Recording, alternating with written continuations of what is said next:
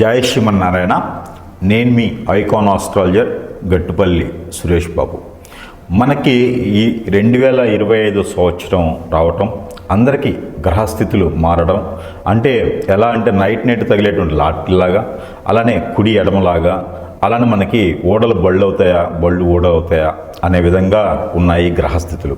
అయితే గత సంవత్సరాల కింద పోల్చుకుంటే కనుక ఆ 7.5 సంవత్సరాలు, 9 సంవత్సరాలు, అలానే ఏలినాటి శనితో బాధిస్తున్నటువంటి చాలామందికి 9 సంవత్సరాలు, అర్ధాష్టమ శని, అష్టమ శనితో బాధపడేటువంటి వాళ్ళు, ఇలా మనకి చూసుకుంటూ వెళ్తే కనుక గ్రహాలు ద్వాదశ రాశుల వాళ్ళు, నక్షత్రాల వాళ్ళు, దశాస అంతర్దశల వాళ్ళు, అంటే మానవాళి ఇప్పటి వరకు మనం చూసినట్లయితే కనుక ఈ 2025 సంవత్సరం వరకు కూడా ఉన్నటువంటి జీవన శైలి ఏదైతే ఉందో అది మారుతుంది అని చెప్పవచ్చు. గ్రహరీత్యా కావచ్చు, అలానే ప్రకృతి రీత్యా కావచ్చు, అలానే వైపరీత్యాల వల్ల కావచ్చు, ఎలా అయినా సరే మనకి ఏంటంటే గ్రహరీత్యా కొంతవేర మార్పు వస్తున్నది చెప్పవచ్చు. అలానే మనకి ఎవరు ఎన్ని రకాలుగా మనం అనుకున్నా, ఎన్ని రకాలుగా చూసినా కూడా ఒకటి మాత్రం గుర్తుపెట్టుకోవాల్సింది ఏంటంటే మనం అందరం కూడా భూమి మీద ఉంటున్నాం కాబట్టి ఈ గ్రహాల స్థితిగతులు, ఈ గ్రహాలు అటు ఇటు మారడం వల్ల మనలో ఉన్నటువంటి ఏవైతే ఉన్నాయో రుమ్మతులు కావచ్చు, విజ్ఞానాలు కావచ్చు, విజ్ఞానాలు కావచ్చు, అలానే మనకి ఉన్నటువంటి జాతకరీత్యా కావచ్చు, ఏవైతే ఉన్నాయో ఇవన్నీ కూడా మార్పులు జరిగేసి అదృష్టం వర్ణించవచ్చు. అలానే మనకి ఆ తొలగొచ్చు. ఎలా అంటే ధనధాన్యాలు కూడా తొలగిగేటువంటి అదృష్టం కూడా ఉండొచ్చు. అలానే మనకి ఈ యొక్క 2025 సంవత్సరంలో అంటే ఎన్నో సంవత్సరాలకు ఒక్కసారి ఏర్పడేటువంటి గ్రహ కూటమి ఉన్నది. ఈ గ్రహ కూటమికి వచ్చేసి ఈ 2025 సంవత్సరంలో కూడా మనకి గ్రహ కూటమి ఏర్పడేదానికి అదృష్టం ఉంటుంది. అలానే మనకి పెద్ద పెద్ద గ్రహాలు ఏవైతే ఉన్నాయో అన్నీ ఈక్వల్గా భూమి కన్నా పెద్దవి, భూమి కన్నా చిన్నవి గ్రహాలు చాలా ఉన్నాయి. అందులో మనకి ఈక్వల్గా ఉండేటువంటి గ్రహాలు కొన్ని ఉన్నాయి. దాంట్లో ఒకటి బుధుడు, అలానే శని భగవానుడు, అలానే మనకి రాహువు కేతులు. వీళ్ళందరూ కూడా ఏంటంటే మనకి ఎప్పుడో ఒకసారి సంవత్సరం నెలకు ఒకసారి, అంటే 18 మాసాలకు ఒకసారి, కొన్ని 8 మాసాలకు ఒకసారి ఇలా మారుతూ ఉంటాడు. మనకి ప్రతి నెల చూసుకున్నట్టయితే కనుక రవి భగవానుడు మారుతూ ఉంటాడు. అలానే మనకి ప్రతి 3 రోజులకు ఒకసారి ఇక చంద్రుడు మారుతూ ఉంటాడు అనమాట. అలానే మనకి ఈ గ్రహాలు స్థితిగతులు ఏ రాశిలో ఏ గ్రహం ఉండడం వల్ల మంచి జరుగుతుంది, శుభ ఫలితాలు ఉంటాయి, అశుభ ఫలితాలు ఉండడం వల్ల ఏ గ్రహానికి ఏ దోషం కానీ సంబంధించి కానీ పరిహారాలు కానీ దానికి సంబంధించినవి చేసుకోవడం వల్ల మంచి జరుగుతుంది అనేది చూసినట్లయితే కనుక.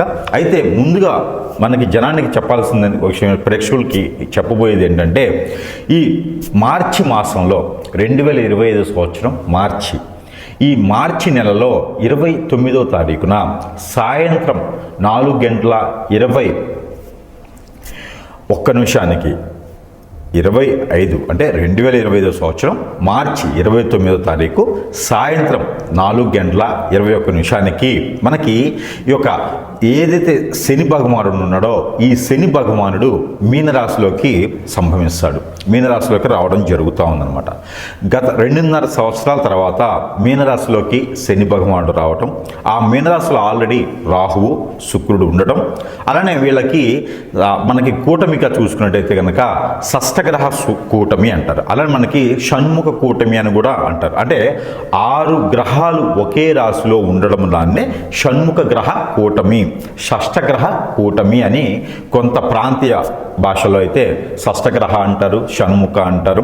ఈ యొక్క గ్రహ కూటమి రావటం వలన 12 రాశుల వాళ్ళందరికీ కూడా మనం అనుకున్నట్టుగానే జాతకాలన్నీ కూడా మారేదానికి అదృష్టం ఉంటుంది. కాబట్టి ఈ షష్టగ్రహ కూటమి, ఈ షణ్ముఖ గ్రహ కూటమి ఏదైతే ఉందో ఈ షణ్ముఖ గ్రహ కూటమి రవి, శుక్రుడు, బుధుడు, అలానే మనకి రాహువు, అలానే మనకి చంద్రుడు, రవి కూడా, వీళ్ళందరూ కలిపితే 6 గ్రహాలు. ఈ 6 గ్రహాలు కూడా మీనరాశిలోకి రావడం జరుగుతూ ఉంది. తర్వాత వచ్చేసి పంచగ్రహ కూటమి. ఈ పంచగ్రహ కూటమి వచ్చేసి మనకి 31వ తారీఖు మార్చి నుంచి మొదలవుతుంది. అంటే దాదాపుగా ఈ మార్చి మాసం నుంచి ఏప్రిల్ మాసం మొత్తం కూడా ఈ పంచగ్రహ కూటమి, షణ్ముఖ గ్రహ కూటమి, షష్టగ్రహ కూటమి అని పిలుస్తారన్నమాట. అయితే ఈ కూటమి వల్ల 12 రాశుల వాళ్ళకి ఎలా ఉండబోతుంది, వాటి యొక్క పరిమాణం, పరిజ్ఞానం, పరిభాష, పరివ్యాస, అలానే వాటికి ఉన్నటువంటి ఫలితాలు ఎలా ఉన్నాయి అనేది చూసుకొని దాని ప్రకారంగా గ్రహాల వాళ్ళు ఎప్పుడు ఈ మాసంలో పుట్టిన వాళ్ళకి ఎలాంటి గ్రహస్థితి ఉంటుంది, అసలు ఈ మాసంలో ఈ యొక్క మార్చి ఏప్రిల్ మాసంలో పుట్టిన వాళ్ళకి ఎలా ఉండబోతుంది, ఆల్రెడీ పుట్టి ఉన్న వాళ్ళకి గ్రహస్థితి ఎలా ఉంటుంది, అలానే వాళ్ళ ఒక దశ అంతర్దశలు ఎలా పరిగణిస్తాయి, వాటి వల్ల ఎలా ఉండబోతుంది అనేది మనం ఒక్కసారి చూసుకున్నట్టయితే కనుక ఈ ఏదైతే షష్టగ్రహ కూటమి, ఈ యొక్క షణ్ముఖ గ్రహ కూటమి ఉందో దీనికి పరిగణనలో తీసుకొని రాసుల పరంగా ఎలా ఉందనేది మనం ఒకసారి చూద్దాము. అయితే మనకి ఈ షష్టగ్రహ కూటమి ఏదైతే ఉందో ఈ షష్టగ్రహ కూటమి మనం ముందుగా అనుకున్నట్టుగానే ఈ షష్టగ్రహ కూటమి, అలానే షణ్ముఖ గ్రహ కూటమి, పంచగ్రహ కూటమి. ఈ పంచగ్రహ కూటమి ఏప్రిల్ 15 తర్వాత మనకి పంచగ్రహ కూటమి కూడా ఉంటుంది. కాబట్టి ఈ యొక్క పంచగ్రహ కూటమి కానీ షష్టగ్రహ కూటమి కానీ మనకి ఏదైతే ఉందో ఈ గ్రహ కూటమిలన్నీ కూడా ఈ గ్రహకూటములన్నీ కూడా మనకి రాణించేందుకు, ఈ గ్రహాల నుంచి వచ్చేటువంటి దోషాలు ఏవైతే ఉన్నాయో కూడా వాటి నుంచి మనకి విముక్తి కలిగేందుకు కూడా మనకి అన్ని రకాల ప్రయత్నాలు చేసుకుంటే మనకి చివరిలో చెప్పినటువంటి రెమెడీస్ ఏవైతే ఉన్నాయో ఈ రెమెడీస్ కూడా మనకి సింహరాశి వాళ్ళు ఆచరించినట్టయితే కనుక మీకు బాధించేటువంటి అర్ధాష్టమ శని కావచ్చు, అష్టమ శని కావచ్చు, అలానే ఎల్నటి శని కావచ్చు, ఏ రాశుల వారైతే ఎట్లయితే ఉన్నారో మనకి దర్శేటువంటి దశ అంతర్దశ కూడా మీకు పాటికనిచ్చేది. కాబట్టి ఈ దశ అంతర్దశలు ఏవైతే ఉన్నాయో మీకు రాణించేటువంటి దశ అంతర్దశలు ఉంటే కనుక కొత్తగా మీరు ఏదైనా మీడియా రంగంలో కానీ, కొత్తగా మీరు ఏదైనా సినీ రంగాల్లో కానీ, కొత్తగా మీరు ఏదైనా సెలబ్రిటీ రంగాల్లో కానీ, ఫ్యాషన్ డిజైనర్ కానీ మీరు చేసుకుంటే కూడా చాలా బాగా పరిగణిస్తుంది, మీకు చాలా అనుకూలంగా ఉంటుంది. కాబట్టి ఆ మేర ప్రయత్నం చేయొచ్చు ఈ సింహరాశి వారు. అలానే మనకి కొత్త సంవత్సరం కూడా వచ్చింది, యుగాది కూడా అయిపోయింది. కాబట్టి యుగాది తర్వాత ఇక గ్రహకూటమి రావడం అదృష్టంగా భావించవచ్చు.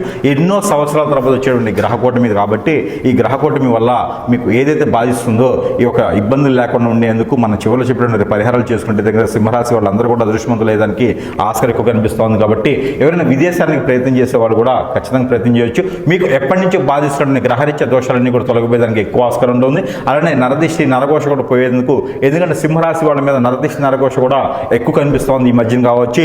ఆ ఒక నరదోషకి నన్నరాయి కూడా బద్దలేదానికి ఉంటుంది. కాబట్టి ఆ ఒక నరదోష కూడా పోయేందుకు మనం చివరిలో చెప్పిన పరిహారాలు మీరు పాటించినట్టయితే కనుక ఖచ్చితంగా రాణిస్తారు. అలానే మనకి పంచగ్రహ కూటమి, షష్టగ్రహ కూటమి, అలానే షణ్ముఖ గ్రహ కూటమి వల్ల మీకు పెళ్లిళ్ళు కానటువంటి సింహరాశి వాళ్ళు ఎవరైనా ఉంటే కూడా ఈ ఏప్రిల్ మాసంలో పెళ్లిళ్ళు చేసుకునే 2020 సంవత్సరంలో పెళ్లిళ్ళు చేసుకునే దానికి కూడా మీకు అర్హంగా ఉంది. కాబట్టి పెళ్లిళ్ళు కూడా మీరు చేసుకోవచ్చు. ఎక్కడైనా అప్పులు కనుక మీరు ఇవ్వకుండా ఉంటే అదృష్టంతో మీరేం చెప్పవచ్చు. మీ కాళ్ళకి ఏళ్ళకి గడ్డాలకు పట్టుకొని ఎవరైనా డబ్బులు అడిగితే కూడా ఇవ్వండి, దానం చేయండి. అంతేగాని మళ్ళీ మీరు అప్పు ఇచ్చినట్టుగా భావించకండి. మీరు ఎంతైతే స్తోమతుందో అంత ఎదుటి వాళ్ళకి దానం చేయడం వల్ల మీకు గ్రహరీత్యా దోషాలు పోతాయి. కానీ అప్పుగా ఇవ్వద్దు. అప్పుగా ఇస్తే ఖచ్చితంగా వాళ్ళు శత్రువులు అవుతారు. ఖచ్చితంగా వాళ్ళు డబ్బులు అయితే ఇచ్చేదానికి టైం పడుతుంది. కాబట్టి మీరు అప్పు తీసుకొచ్చి మాత్రం ఎదుటి వాళ్ళకి అప్పు ఇవ్వకండి. మీకు మీ పాపను కూడా మీరు నమ్మకండి. పాప అంటే పుట్టిన పాప కాదు, మీ షాడో అంటే మీ నీడని కూడా మీరు నమ్మకండి. ఈ మీరు నమ్మడం వల్ల కూడా వాళ్ళ వల్ల కూడా మీకు తగాదలు అయ్యేటువంటి ఆస్కారం ఉంది. మీకు ఏదైతే ఉందో ఈ గ్రహరీత్య దోషాలు ఏవైతే ఉన్నాయో పక్కన వాళ్ళని ఎదుటి వాళ్ళని కూడా నమ్మకుండా ఉన్నంత వలన మీకు అన్ని రకాలు కలిసి వచ్చేదానికి ఉంది. మీరు ఏం చేస్తున్నారు అనేది ఎదుటి వాళ్ళు చెప్పనంత వరకు మీకు అదృష్టం వరిస్తుంది. కాబట్టి ఖచ్చితంగా మీరు ఎవరికి ఏం చేస్తున్నారు, మీరు ఏం బిజినెస్ చేస్తున్నారు, ఏం వ్యాపారం చేస్తున్నారు, అలానే ఏం జాబ్ చేస్తున్నారు ఎదుటి వాళ్ళు చెప్పకండి. ఈ గ్రహ కూటమి వల్ల మీకు ఎక్కువగా నరదిష్టి కనిపిస్తుంది. కాబట్టి చివరిలో పరిహారాలు చేసుకుంటే నరదిష్టి కూడా తొలగిపోతుంది. కాబట్టి చేసుకోండి. అలానే మీకు ఎవరికి చెప్పకుండా మీకు మీరుగా స్థాయి పెంచుకోండి, మీకు మీరుగా అదృష్టం రాణించుకోండి.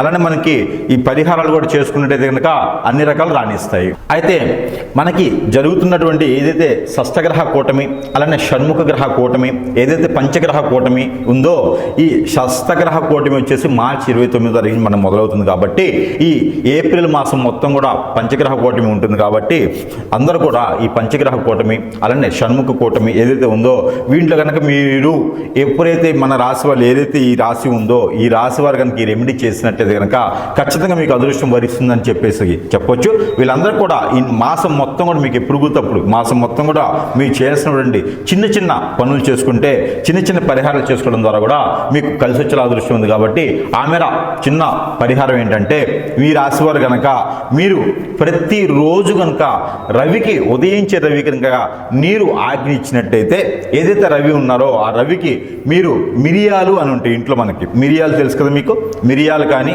పెప్పర్ పౌడర్ కానీ ఏదైతే ఉందో అలానే మనకి సైంధవ లవణం అంటారు. అంటే మనకి రాక్ సాల్ట్ అంటారు. ఈ రాక్ సాల్ట్ అంటే రాయి నుంచి తీసేటువంటి సాల్ట్.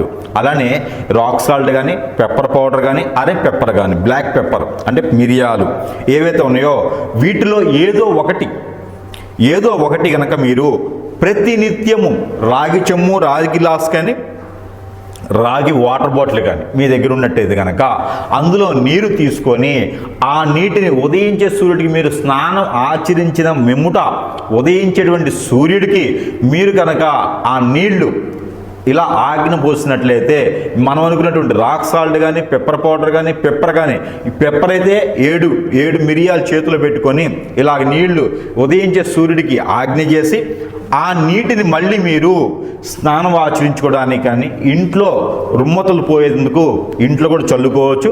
కింద ఒక చిన్న బౌల్ పెట్టేసుకొని ఆ నీళ్లు ఆజ్ఞిచ్చేసి ఆ ఆజ్ఞిచ్చినటువంటి నీరు ఏదైతే ఉందో ఆ నీటిని కనుక మీరు ఇంట్లో చల్లినట్టయితే ఇంట్లో ఉన్నటువంటి నెగిటివిటీ పోయేసి, ఇంట్లో ఉన్నటువంటి అశాంతి దూరం అయ్యేసి, ఇంట్లో ఉన్నటువంటి గ్రహరిత్య దోషాలన్నీ కూడా తొలగిపోయేసి, అలానే ఇంట్లో ఉన్నటువంటి భార్యాభర్తల మధ్య ఎడబాటు, పెద్దలు పిల్లల మధ్యన ఉన్నటువంటి బంధవ్యాలు తొలగిపోతుంటే, గొడవలు అవుతూ ఉంటే కూడా అవన్నీ కూడా బాగుండేదానికి ఆస్కారం ఉంటుంది. కాబట్టి ఈ మేర ప్రతి ఒక్కరు కూడా ప్రయత్నించండి. రాశివారు ఖచ్చితంగా అదృష్టవంతులు అవుతారు. దాంతోపాటుగా ఇంకోటి కాజు, జీడిపప్పు ఉంటాయి. ఈ కాజు, జీడిపప్పు రాహువు, కేతువు గ్రహం మీద కనుక మీరు ఉంచినట్లయితే ఒక శుక్రవారం రోజున ఒక పావు కిలో అంటే 250 గ్రాముల జీడిపప్పు, 250 గ్రాముల బాదం పప్పు కనుక రాహు, కేతు గ్రహాల మీద మీరు ఉంచినట్లయితే కనుక శుక్ర గ్రహం మీద కూడా ఇవి పోసుకోవచ్చు. వీటి మీద మీరు పోసినట్లయితే మీకున్నటువంటి గ్రహరీత్యా దోషాలన్నీ కూడా తొలగిపోయేసి పెళ్లిళ్ళు కానిటువంటి ఈ రాశి వాళ్ళు ఎవరైనా ఉంటే కనుక వాళ్ళందరూ కూడా పెళ్లిళ్ళు అయ్యేదానికి ఆస్కారం ఉంది. కాబట్టి ఈ మేర మీరు ప్రయత్నం చేసినట్లయితే ఖచ్చితంగా మీరు అదృష్టవంతులు అయ్యేసి పెళ్లిళ్ళు కూడా అయ్యేసి మీకు గ్రహరీత్య దోషాలు కూడా అన్నీ పోయేసి అశుభ దృష్టి పోయేసి శుభ దృష్టి ఉండేదానికి ఆస్కారం ఎక్కువ ఉంటుంది. మీకు ఆర్థిక స్థితిగతులు కూడా కలిసి వచ్చేలా ఉంటుంది. కాబట్టి చిన్నపాటి రెమెడీ కాబట్టి మీరు అందరూ కూడా చేసి అదృష్టవంతులు అవ్వాలని కోరుకుంటా ఉన్నాను. జై శ్రీమన్నారాయణ.